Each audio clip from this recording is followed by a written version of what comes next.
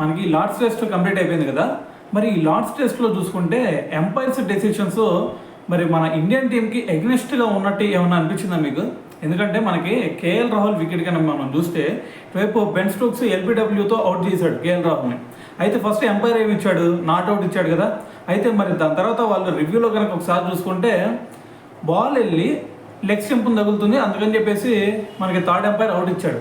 So same ఇటువంటి బాలే మనకి ఎప్పుడు సిరాజ్ జోరూట్కి అయితే ఆ బాల్ ఏమైంది, ఎంపైర్స్ కాల్ వచ్చింది. సో దీని గురించి నేను చూడటమే కాదు, సునీల్ గవాస్కర్ కూడా అదే చదువుతున్నాడు. మరి ఇక్కడ చూసుకుంటే మన ఇండియన్ టీం బ్యాటింగ్ చేసేటప్పుడేమో బాల్ వెళ్ళి వికెట్లు తగులుతూ ఉంది, మరి వాళ్ళు బ్యాటింగ్ చేస్తుంటేనేమో మరి పైకి ఎగురుతూ ఉంది బాల్.